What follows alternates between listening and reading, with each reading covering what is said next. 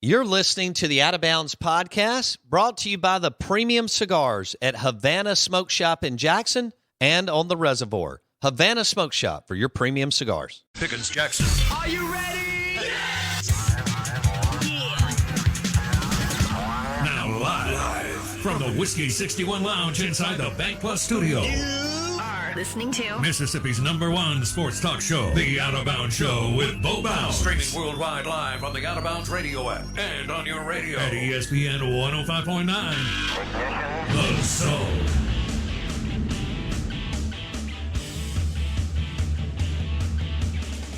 Hour number 2, live in the Bank Plus studio. This is the Out of Bounds Show, ESPN 105.9 The Zone. Live and local, 50,000 watts on WRKS or worldwide on the Out of Bounds radio app. That's right. Worldwide on the Out of Bounds radio app. Not to get too far off the beaten track, but you should see some of the interesting places that people listen to the show from. Saudi Arabia, Ireland, Thailand. I'm not even kidding. I've had people listening to the podcast all over the world. It is remarkable. The Out of Bounds radio app, reach unlike any other. There's nobody else in the state of Mississippi doing what we do. And you want to be a part of it. Join the show, Out of Bounds radio app and the Out of Bounds Show. I am Blake Scott, filling in for Bo Bounds today. And the Out of Bounds Show is brought to you by Superior Foundation. Superior Foundation. They'll fix issues that other people created. They'll come in and clean up the mess somebody else started. Superior Foundation, Superior MS, Superior Foundation. You're going to check them out. If you have foundation issues, I know they're rampant across the state. I've dealt with them myself. And so you're going to want to call Superior Foundation to get those foundation issues squared away. Superior Foundation, proud sponsor of the Out of Bounds Show. A great interview with Kyle Peterson there in the SEC Insider Hit. I could talk SEC baseball all day. Thought it was a couple things I thought were interesting. Couple things that I thought were interesting. He said he had Vanderbilt, Arkansas, and Mississippi State put together. He had Ole Miss just a little bit back behind, but he couldn't pinpoint that. He talked about the eye test.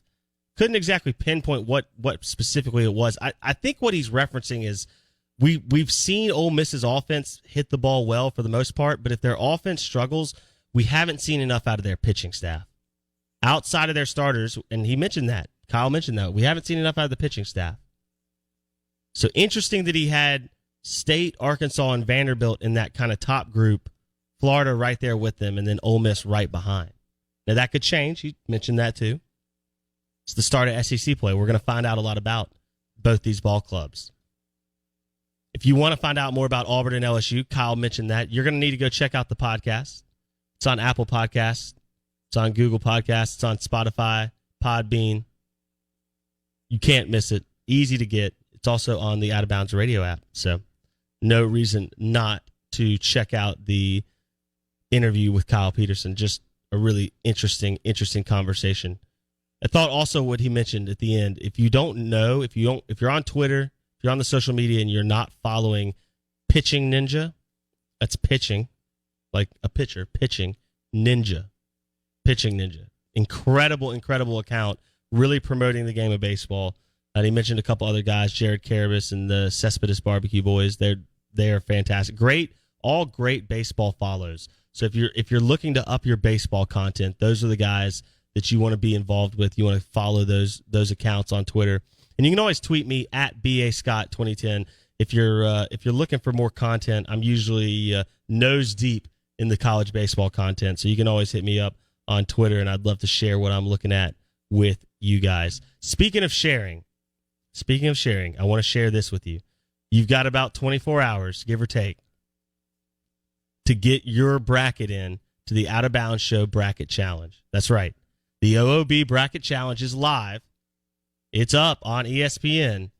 You can go right now to Twitter, search at Bo Bounds, or you can go to the Facebook page, The Out of Bounds Show, or you can go to ESPN, and you just go to the OOB Bracket Challenge. Very easy. The pinned tweet on our Twitter page, the pinned post on our Facebook page, both have the OOB Bracket Challenge link right there. You click on the Bracket Challenge, The password is out of bounds, all lowercase. Very simple. You enter your bracket to win. If you have a great bracket, if you pick the winners, you're going to win awesome prizes. You might win some rounds of golf. You might win some free food, some gift cards, some swag, some gear, some memorabilia, some autographed stuff. We've got some incredible. I think, got a little swag back there. Maybe a Gardner Minshew football, perhaps. We got a lot of cool stuff. We got some really awesome Tito's swag, some Four Roses swag. We got some awesome gear from XL Water, wateratmydoor.com. So you're going to want to be involved. You need to go over to the OOB Bracket Challenge. It's on ESPN. It's in the ESPN Bracket Challenge contest. But the easiest way to get there is to go to our Twitter page or go to our Facebook page, at Bo Bounds on Twitter, the Out of Bounds Show on Facebook. Just go to those pages. The tweet is pinned at the top. The Facebook page post is pinned at the top. You click on the link. The password is out of bounds, all lowercase. It's so simple. So simple. You can 100% take care of it. This is the Out of Bounds Show, ESPN 105.9 The Zone. I am Blake Scott, filling in for Bo Bounds this week. Excited to be here. We have Steve Palazzolo coming up next at 8:30. Not next segment, but 8:30. And excited to talk with Steve. It's one of my favorite interviews every week. Thursday, just a fun day. So we're going to talk a little NFL. Andy Dalton to the Bears. That's right, Andy Dalton. He was supposed to be the heir apparent in Dallas. If you watch certain people on Twitter, he was better than Dak Prescott. Lols. That's funny. So, Andy Dalton now the starter potentially in Chicago? Ugh, woof. How does that make you feel if you're a Bears fan, right? You feeling like you're Super Bowl bound now against Aaron Rodgers and the Packers in that division? Yeah? Feeling good about that one? With Andy Dalton? I don't know. Russell Wilson? So supposedly, according to Dan Patrick, we're going to get some audio right here. According to Dan Patrick, supposedly, Russell Wilson and the Bears, they had a trade offer set up, and Pete Carroll didn't like it. Here's what the Bears... We've been talking about Russell Wilson and that the Bears were all in. They tried. They made an offer, and I have an idea of what the Bears have offered, according to a source close to the Bears. And I don't have names attached to this as far as players, but this is, from what I'm being told, was the offer that was made to the Seattle Seahawks. It is the following. The Bears offered 3 first-round picks, a third-round pick, and 2 starters. I don't know who the starters are. The source close to the Bears doesn't know who the starters are, but that Seattle was interested, but it comes down to Pete Carroll making the decision. Not the GM, John Schneider, but Pete Carroll. So Pete Carroll ixnayed a trade of 3 first-rounders, a third-rounder, and 2 potential starters for Russell Wilson. Your thoughts on the Mississippi Ag John Deere Tractor text line 601-885-3776. Would you trade 3 first-rounders plus a couple starters for Russell Wilson? It looks like the Bears went all out. I think Ryan Pace, the GM, and Matt Nagy, the head coach, said, we have to go after Russell Wilson because our jobs are on the line. We have to give everything we can to get Russell Wilson. That's how much the Bears would have valued having Russell Wilson. 3 first-rounders, a third-rounder, and 2 starters. Nick says Mike Ditka did that for Ricky, and how did that work out? Totally different. Totally different. Just talking about trading for a running back versus trading for a generational quarterback. Arguably the second-best quarterback in the game, Russell Wilson. Inarguably a top 5 quarterback in the game and has been for multiple seasons now. 3 first-rounders, a third-rounder, and 2 starters for Russell Wilson. Is that too high or too low? Pete Carroll apparently wasn't going to take it. Interesting. More NFL QB discussion on the other side. This is the Out of Bounds Show, ESPN 105.9 The Zone, brought to you by a cold Coors Light. or a cold Miller Lite this Thursday evening when you're watching some SEC baseball on the SEC Network. Out of Bounds, ESPN 105.9 The Zone. The Out of Bounds Show podcast is presented by Edwin Watts Golf Shop on County Line Road. Your golf game starts with Edwin Watts Golf Shop.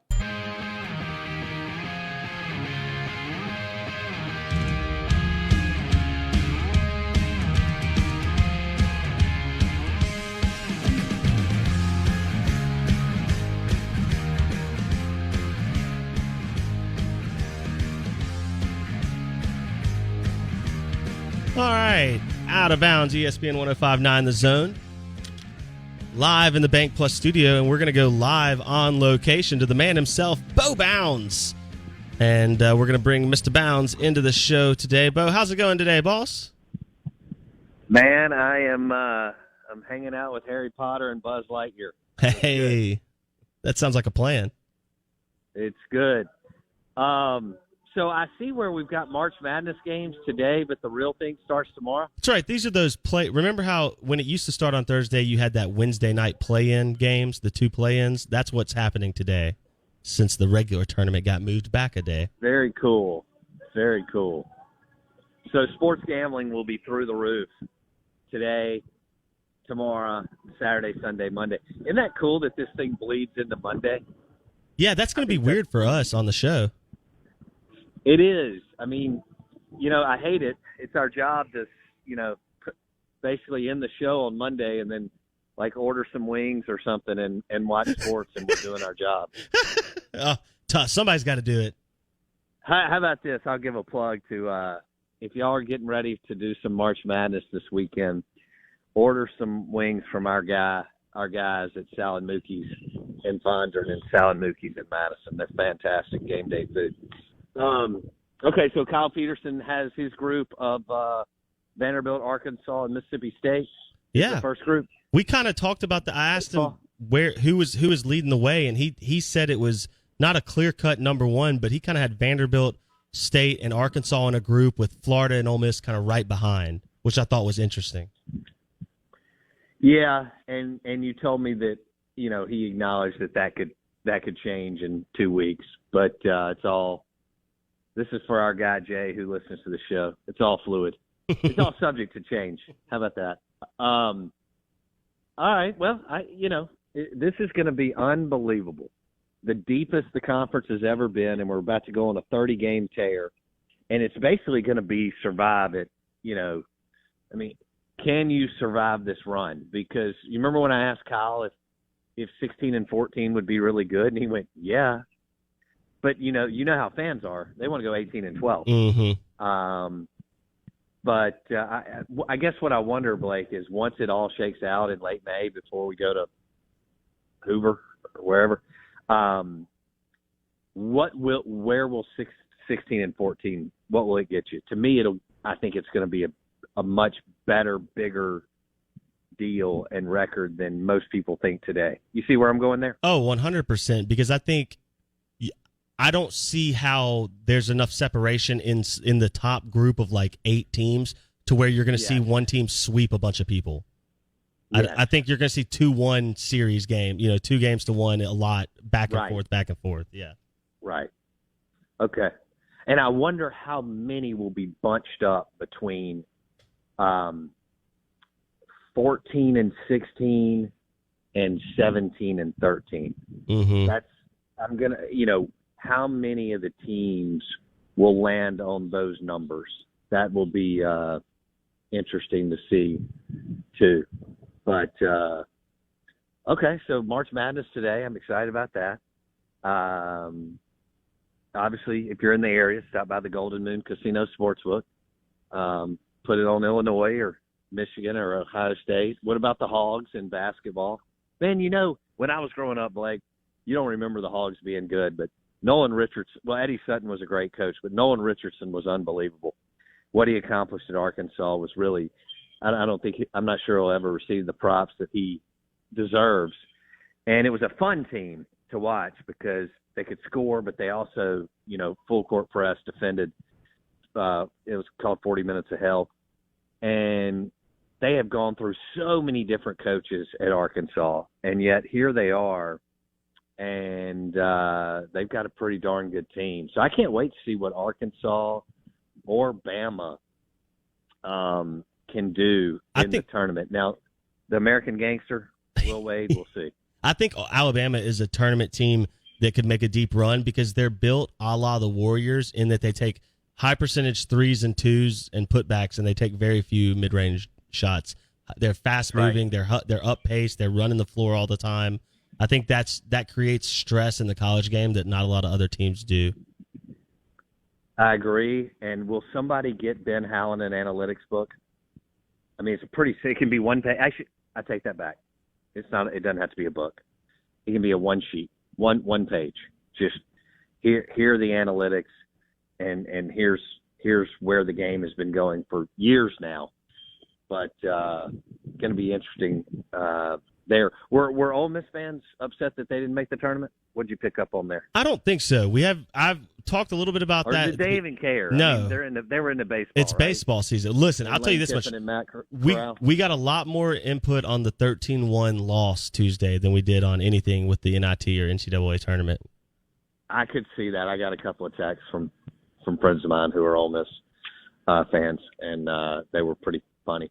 Do you realize I was looking at this? I was reading your boys' stuff. Dane Brugler with theathletic.com, NFL draft. And of course I listen. I love, you put me on Daniel Jeremiah a couple of years ago. He's a beast. His podcast is good on the NFL draft. Well, just the NFL in general, but NFL draft. And do you realize this is insane that Matt Corral, and I know we talked about this the last couple of weeks, I think he would absolutely boat race these other QBs other than Trevor. I mean, I'm sitting here looking at this, and people are trying to make all this of this guy and this guy and this, and it's such a reach, in my opinion. The bus rate, you know this. I mean, it's 53% in the first round, right? That's all players, Blake. You know that from Brugler and Daniel Jeremiah. So this is what's fascinating to me. You've got, 53% of these guys, quote unquote, pan out, and or let's just go 50-50. So what? And so now I see why Les Snead with the Rams is trading. Out, if he doesn't have a top 3, 6, 7 pick, because man, I just feel like there's just some big drop offs there. Now you can get some value and some Hall of Famers late in the first round and second round and all pros in third round and fourth, whatever. But I look at this, and as we get closer to the draft, and by the way, it's right around the corner. But as we get closer to the draft, we are trying to make some of these QBs into things that they are not. Like, but that's what we always do in the NFL. I know. I'm just, you look at it and you look at how many starts they had, did they elevate their team, and things like that. And I just, I shake my head. But I mean, people are going to go after Mac Jones. And that just looks like a big reach to me. Kyle Trask looks like a big reach to me. I mean, great stories. Zach Wilson weighs 200 pounds. This is all insane to me. So we're going to talk to Steve Palazzolo coming up next, and I know he thinks that the Patriots are honing in on Mac Jones. Well, if anybody could make him Andy Dalton plus, let's see, Andy Dalton plus, it's Bill Belichick. So, I mean, he kind of made Garoppolo look like a stud, and then Garoppolo's just been pretty good with the 49ers. And okay, that's an interesting deal. Mac Jones to the Patriots, who have now spent what, like $150 million in free agency? Something like that. It says it's a lot. Never done that before. No. All right, I know you got to go. All right, have fun with Palazzolo. We may talk later in the show. Be good. Yes, sir. Bo Bounds, live on location in the Out of Bounds show. And we're always excited to talk to Bo. Excited to talk to Steve Palazzolo. Coming up next, Steve Palazzolo, Pro Football Focus. You can follow him at PFF_Steve on Twitter. On the Miller Lite guest line coming up next, we'll talk quarterbacks, NFL free agency, little Russell Wilson, little Deshaun Watson, all over the place with Steve Palazzolo. This is the Out of Bounds Show, ESPN 105.9 The Zone, brought to you by Mudbugs. That's right. It may be rainy today, but it won't be raining forever this spring. Mudbugs, serving up incredible crawfish, shrimp, all that great Cajun food. You got to get the corn and the potatoes. Crawfish, mud bugs, 2 locations to serve you mud bugs for your next crawfish party. Call Mud Bugs today. Out of Bounds, ESPN 105.9. The Out of Bounds Show is powered by the award-winning golf courses at Dancing Rabbit Golf Club in Philadelphia, Mississippi.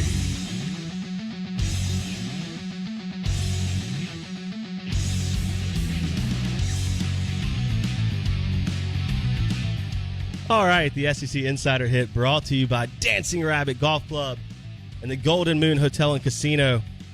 You got to stop by the Sportsbook. It's March Madness. You still got time. Go get your bets in with Chris Hopwood and the crew over at the Sportsbook, the Golden Moon Hotel and Casino. You can get those bets in on March Madness, maybe a little NFL draft prop bets, how many quarterbacks in the first round, when's the first receiver go, all that kind of fun stuff. You're going to have to go over to the Sportsbook, the Golden Moon Hotel and Casino. Download the app, PRR Sports app. It'll change your life. You don't have to stand in line. You can bet anywhere on location.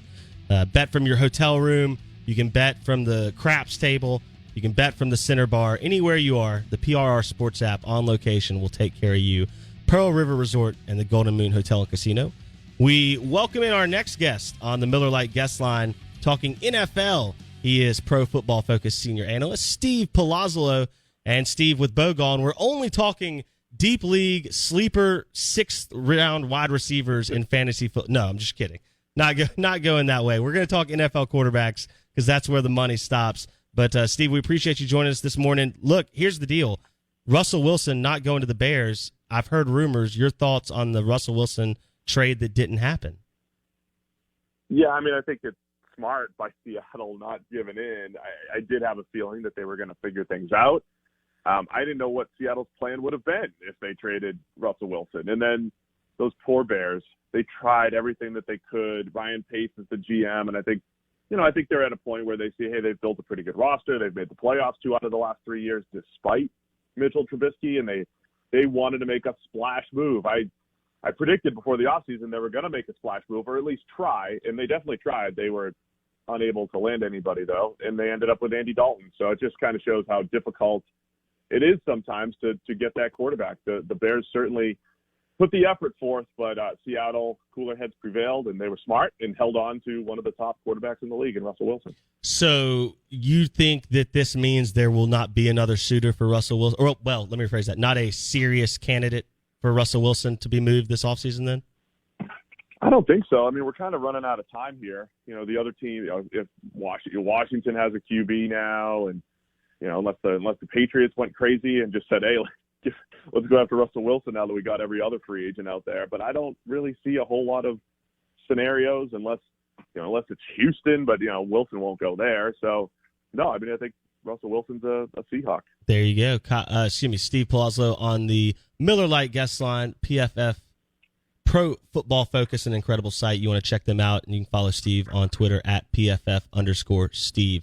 So let's look at Houston. Deshaun Watson, obviously he's been rumored to have been on the move since January. The Houston Texans have not really made a statement about Deshaun Watson since January. And now there's some off-the-field issues kind of coming up, some civil stuff. There's no criminal charges yet, but there's some civil issues coming up. What's the latest on the future of Deshaun Watson? Are we going to see him sitting on the side? I don't think he'll play for Houston. So are we going to see him sitting on the sideline this fall, or do you think he'll be playing somewhere else? Yeah, I mean, I don't know how the off-field stuff might affect other teams looking at him, and I have no idea how that's going to play out. But I always was of the mind that Watson and Houston would figure it out too. The same thing I said about Dak in Dallas and Russell Wilson and the Seahawks. I'm definitely less confident in the Watson situation with the Texans. I think at some point the Texans might just have to break and say, okay, let's take the best offer, or let's go to the Dolphins and see. I mean, the Dolphins are best equipped to go get Deshaun Watson. They've got all of the draft capital. They could give it all up and still have other first rounders, and they could give up a ton and still be in a pretty good position in the draft. The Dolphins just make so much sense. I feel like the Jets might just be locked into Zach Wilson at number 2 at this point. So the Watson market is dwindling a little bit. Maybe the Patriots swoop in there, again, with all the power moves that they've made and the the Nick Caserio connection. So I think there's still trade talks to be had. I think Houston probably needs to listen, but I think their ultimate goal is rectify their situation with their franchise quarterback and build around him. We'll just see if Watson actually wants to do that. I think there might be a point where he says, no, I'm out. I'm sitting out, which I think is a lose-lose for both. Yeah. Is there another instance where you've seen a quarterback? I mean, we've seen this from running backs, and we've seen it maybe even from some receivers and potentially some defensive players, but never a quarterback, right? No, not that I can think of. I mean, QBs have forced trades or requested trades. Carson Palmer, I can't remember if I think he did actually sit out with the Bengals. I mean, I think that was the only situation. Okay. They ended up trading him for a first rounder to the Raiders. And that was just, Carson Palmer was fed up with losing and being in Cincinnati and ownership. And it usually has to be something like that. It usually is something from the top down, not just like a coach argument or anything. It's something that, builds up after a few years. And it seems like Watson and Houston are pretty close at that point, to that point. Interesting. Steve Palazzolo on the Miller Lite guest line talking NFL free agency. So we know that the Patriots spent a ton of money in free agency, and then obviously they had a lot to revamp. What are your thoughts on Cam Newton leading that offense and the Bill Belichick kind of maybe hiccup in the Belichick model this season? What's going on in New England, and what does this turn into in terms of like actual on-field performance? Yeah, I mean, there's a lot at play here. I really think the Patriots just started building their team like they have a rookie quarterback or like they have a cheap quarterback, which they do. So they spent a ton of money, unlike previous years. They went crazy for good to pretty good players with, some pretty big financial investment, which is different for New England. But I feel like they're just taking the opportunity of all this cap space, having a quarterback on the cheap. I think Cam Newton could play at the same level as he did last year and look a lot better and perform much better because of the supporting cast getting a little bit better. I think the Patriots ultimately will be better in 2021, if they roll with Cam as the starter. They'll be better this season. But in 2022, they have some massive cap hits on Nelson Aguilar and Kendrick Bourne and Matthew Judon and all these guys that they just signed. So we might be sitting here a year from now saying, New England just won 9 games, and now all those guys that won them 8 or 9 games are making ridiculous money, and how are they going to get better? So it could come back to bite next year at this time, but I think this year they should be better, competing for a playoff spot. I also think it might set the Patriots up for a quarterback in the draft. They're sitting there at 15. They rarely pick this high.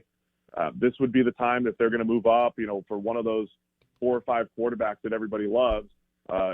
This could be the year where the Patriots actually draft a first-round QB. So I think filling their needs in free agency sets them up to have that draft flexibility to go get a quarterback to sit behind Cam.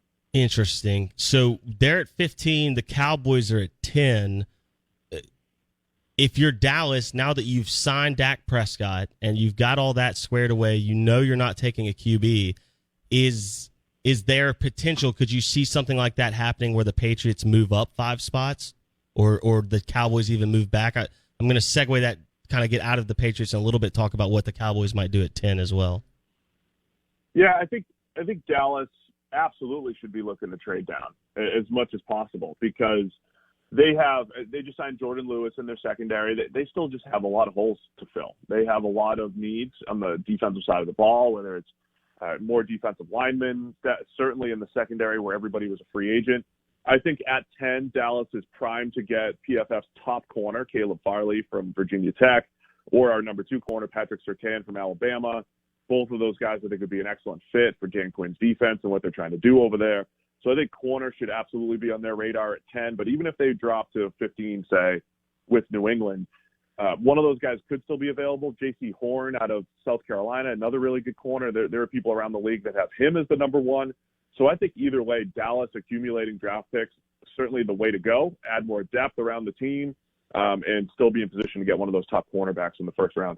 Interesting. So you're not taking Kyle Pitts at number 10. I'm tempted by Kyle Pitts. Realistically, if he was there at 10, would you take him? I love Pitts. I would have a tough time taking him over the top two corners. But if you do, especially if you're Dallas, right, the thing that makes Dallas so intriguing right now is Dak plus those three receivers, right? It's Amari, it's CeeDee Lamb, it's Michael Gallup.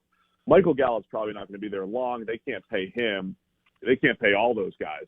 So Kyle Pitts is Michael Gallup insurance long-term, and obviously short-term, he's a dynamic tight end that you put all over the field, and now it's like, how do you cover those four guys, at least this year? So, yeah, I mean, I'm all about adding offense, adding difficult-to-cover offensive weapons, all of that stuff. So, yeah, I'd be tempted by Kyle Pitts, but I'm tempted from every team. I think the Niners with him and George Kittle. I think the Panthers with their playmakers. I think everybody should be looking at Kyle Pitts. But with Dallas, I think you're just weighing that opportunity cost as far as getting one of those top corners because it's such a huge need on defense. Is it too much of a hype train to say Kyle Pitts is the bona fide, easiest pick for generational talent out of this draft? I think he gets the most buzz. Everybody seems to be leaning that way. I would say there's no sure thing because he is really unique, right? So when you have a unique talent like that or a talent, it's hard to say, well, he's definitely going to be this, right? And I think a lot of his Hall of Fame path, so to speak, does depend on his usage, right? I mean, you might, if you get a team that's like, oh, we drafted a tight end, let's put him at tight end. He'll be pretty good. He'll be a good player, but he won't be maximized the way he needs to be. You need a team that's going to go in there and say, this is a game changer that we're going to move all over the formation, feed him in the red zone. So you also need a team that's going to, feed him properly. So, yeah, I mean, I think a lot of people agree from a receiving weapon standpoint. He's right up there with Jamar Chase, Devontae Smith.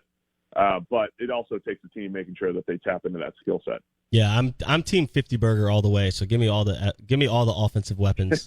That worked last year. Yeah.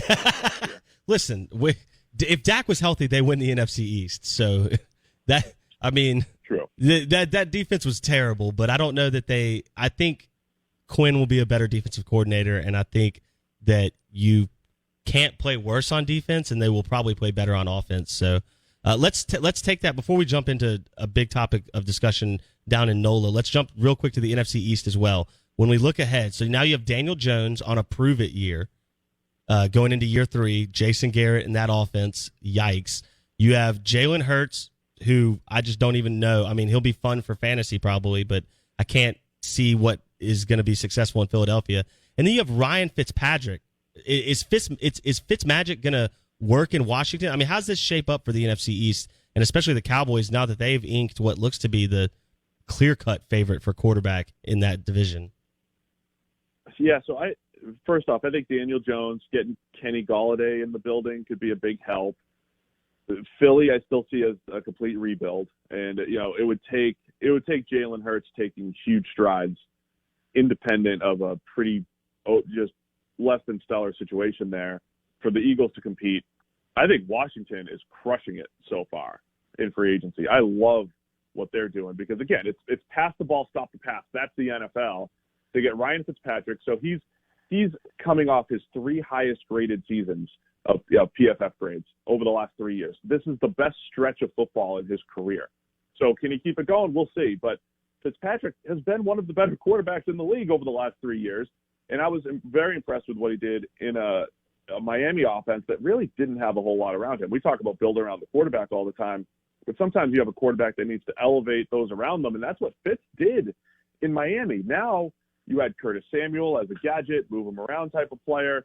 William Jackson comes in. He was the top corner on the PFF draft board or free agent board. So I like the additions the football team has made. Plus they have Ron Rivera, and I think he's just got a track record of success. There's not a whole lot of coaches. Do we lose you, Steve? Steve Palazzolo on the Miller Lite guest line. The Gremlins got him. We'll have to get Steve back on the line. Just lost him there. Talking Dallas Cowboys and Washington football team, the NFC East. I didn't like what he had to say, so I just hung up on Steve. No, I'm just kidding. I didn't do that. But we're going to get Steve back on the line here. Steve Palazzolo, Pro Football Focus. The Out of Bounds Show, ESPN 105.9 The Zone. SEC Insider Hit is brought to you, of course, by the fantastic Jones EQ Rubs and Seasonings. That's right, Jones EQ Rubs and Seasoning. You can pick out all your Jones EQ Rubs and Seasonings at the Y'all Lifestyle Store in the Township by Nukes. And we got Steve Palazzolo back on the Miller Lite guest line. Sorry, Steve, I got mad about you talking good about Washington. They're looking good, man. Fitzpatrick is playing well. William Jackson's a great corner. And Curtis Samuel is a nice complementary piece to Terry McLaurin. So, yeah, Washington's moving in the right direction, man. So if you had to pick right now, if I stuck your feet to the fire, said, here's $100, put a bet on it, who takes the NFC East crown? I'd still take Dallas for you since we're in Dak country. No, right? I think Dallas. Okay. Dallas will be fine. But the football team, too, Ron Rivera's done a nice job. He did a nice job in Carolina. The fact that they did not have a good roster last year, and the fact that they were even competitive, turned that defense around. Yeah, they won the NFC East for whatever that's worth, but I was just impressed with what Rivera did in year one. I think he's going to just raise the baseline of that team, raise their floor, and then they add some talent. I mean, they could be a pretty good team. So I think Dallas and the football team are looking like the best teams in that division. There you go. He is Steve Palazzolo on the Miller Lite guest line. Pro Football Focus. You can follow him on Twitter at PFF_Steve. All right, let's jump down to New Orleans. So Drew Brees retires. We talked to Mike Detillier with WWL Radio TV New Orleans this week about kind of the legacy of Drew Brees and Sean Payton and the intertwined nature. This will be the first coaching job Sean Payton's had to do without Drew Brees in the room, right? I know he was injured the last 2 years at times, but there was always he'll be back. This is now the post-Drew Brees era. The first guy, I guess, tabbed with that is potentially Jameis Winston, although there's discussion, I say in air quotes, that there will be a quarterback battle. Your thoughts on this quote-unquote battle between Taysom Hill and Jameis Winston heading into play next year for the Saints? The Jameis system in New Orleans. I love it. I think they're going to try Jameis as the starter and try Taysom Hill as the gimmick player, right? I mean, but we might see more of that, right? I mean, Drew Brees coming off the field and in red zone situations and the tight red zone and all that stuff. We might see a series at a time. We could see play to play changing things up a little bit more all over the field. We could see both QBs on the field at the same time. I think Payton's just going to get a lot more creative with these two guys. I think with Jameis, the big question is, how do you handle him? He is at the special end of aggressiveness when it comes to quarterback play, right? Loves to chuck it down the field, loves to chuck it to the other team, and there's good and bad with that, right? You can create a whole lot of offense when you throw the ball down the field as much as Jameis has, move the chains, add a bunch of points, but you can give them back as well. So does he try to rein him in? Does he try to make him into a better decision maker? Or does he say, look, we finally have an aggressive quarterback. I haven't been able to really attack down the field the last 2 years or so with Brees and his regression a little bit. So do they tap into that? Do they get, try to attack with a few more playmakers in the draft to complement Michael Thomas? Because they got some work to do at receiver and in the secondary, because they lost some pretty good players there with some cap casualties. So I can't wait to see it. I'm fascinated to see Sean Payton without Drew Brees. My feeling is Drew Brees, much like a Tom Brady, much like an Aaron Rodgers or a Peyton Manning, they raise the baseline of the team. They raise the floor, just like I said with Ron Rivera. So it's going to be a challenge, but can't wait to see what's in Peyton's head to work with Jameis and Taysom. So you don't see this being like Jameis's show in the sense of like it is in like Dak's not coming off the field for another quarterback, right? Tom Brady's not coming off the field. That's not what you see in New Orleans in terms of how Sean Payton's planning to use Jameis Winston. You truly see a more college style, almost a la Tim Tebow at Florida, where Leak runs him down the field and Tebow comes in different situations. Special. That's what you see in New Orleans. That'd be my first guess, right? I mean, okay. And I think it's Payton's way of hedging or just creating a little bit of an out here, right? If Jameis is mastering the offense and he looks like Drew Brees light, it's going to be tough to take him off the field. But I think it just gives Payton some flexibility and keeps defenses off balance. Now, you still have to practice that, so you have to spend practice time with both of these guys and having Taysom in both rooms and playing H-back and the whole deal. But I think it just gives a little bit of flexibility. If Jameis is having a bad day or he has a couple turnovers or whatever it is, you could just roll with Taysom, or just the idea of tapping into something that the NFL hasn't really seen a whole lot of, like a legitimate two-quarterback system. I could see Payton getting creative there. If he's willing to take Drew Brees off the field, even at the end of his career, he'll absolutely be willing to take Jameis off the field. So we're visiting with Steve Palazzolo on the Miller Lite guest line, Pro Football Focus. What are the realistic expectations for Jameis Winston in this offense? Is he going to be back to 30-30 guy? Can Sean Payton make him a better decision maker? Who will Jameis Winston be in this Saints offense? I don't think he'll be 30-30 guy. My Jameis Winston theory for years is when you have a guy that's like a highly volatile quarterback, so in PFF terms, we grade every play, right? The guy has a ton of positives, but a ton of negatives. And Jameis has been top 5 on both ends of those almost every year as a starter. But when you have that guy, that was the guy that like Carson Palmer was for a lot of his career. That was Cam Newton for much of his career. A lot of positives, a lot of negatives. But both of those guys stumbled into an MVP caliber season. I don't know when that happens for Jameis, but I feel like he has it in him. It's kind of like when all of the mistakes don't really come back to bite you, but you're so aggressive, you're just chucking it down the field, and before you know it, you're throwing 30 touchdowns again and 5,000 yards, and maybe the interceptions just don't go your way. So finding that season for Jameis is tough to predict, but I think it might be an uncomfortable, a few more turnovers here and there, but I think you're going to move the ball with Jameis under center. Most of the time, they were creating chunk plays, but it comes down to letting him be that aggressive. He had aggressive coaches in Tampa, so we'll see if Sean Payton does try to attack the field, down the field, as much as Jameis did with the Bucs. And I think that'd be the right move. Like, let it be a little volatile, let it be a little crazy, but you're still over time going to score more points than if you try to rein him in and make him, this pristine underneath thrower, because that's not really Jameis's game. Interesting. Steve Palazzolo on the Miller Lite guest line. Steve, I got 1 minute. Are the Saints looking for a new quarterback this time next year, or do you think this is a multi-year project for Sean Payton? I'm going to predict that they're still building around Jameis next year. But I think he might be looking. I think a Gardner Minshew would have been, an interesting guy for them to work with. So I think they'll always be flirting out there. What do you think's next for Gardner? I still got 30 seconds. What do you think's next for Gardner? Does he get another shot? I think he should, man, because, again, I'm going to use the Fitzpatrick example. Fitz elevated that Dolphins offense. Gardner Minshew, say what you want, he elevated a pretty bad Jaguars offense. That has me intrigued. I don't know if he's the long-term guy anywhere, but I'd probably at least explore it if I'm the Steelers or if I'm the Saints or if I'm the football team. Explore having Gardner Minshew in the building and just see if he's the future for your team. Interesting. Okay, Steve Palazzolo on the Miller Lite guest line. Steve, always a pleasure. I appreciate it. We're going to jump heavy NFL draft as we go through the next couple weeks. It's time to start breaking down those draft numbers and where these quarterbacks fall, man. I'm intrigued to see who's going to take the flyer on a quarterback. So we appreciate it. Steve Palazzolo, Pro Football Focus on the Miller Lite guest line. Thanks, Steve. All right. Thanks, Blake. Appreciate it. You can follow him at PFF_Steve on Twitter. Pro Football Focus. They do an incredible job. One of the best interviews we do each and every week.